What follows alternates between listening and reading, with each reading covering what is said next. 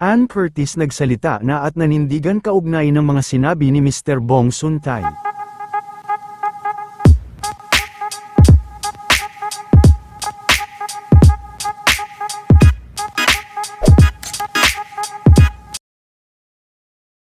Matapos ang ilang araw ng pananahimik kaugnay ng naging issue tungkol kay Ann Curtis at Mr. Bong Sun-tai, ay nagsalita na nga si Ann at ayon nga sa kanya.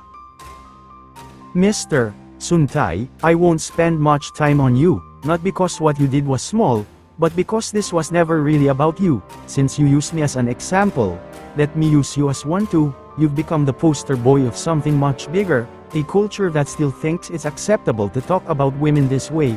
Worse, one that will raise it from our leaders. As they say, misogyny dressed up as a joke is still misogyny. You hold the seat paid for by taxpayers. Women are taxpayers. I do not accept your non-apology, but I also will not carry this as a personal wound. I do, however, accept your wife's apology, because as a wife and a mother myself, I know exactly what she must be feeling, that particular kind of embarrassment, that helplessness, that quiet grief of watching someone choose so poorly in public.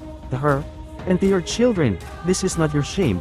Please know that, and I hope everyone reading this extends them the same grace. They did nothing wrong, and they deserve to be left out of it entirely. Sa huli ay nanindigan din si Ann tungkol sa paghahanap nito ng legal advice. Ito pa ang ilan sa kanyang pahayag.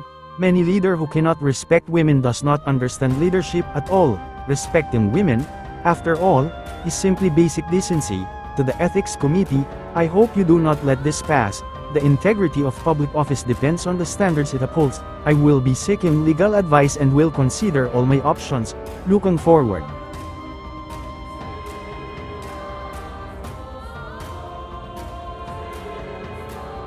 So, walang sabihin, I stand with Ann Curtis.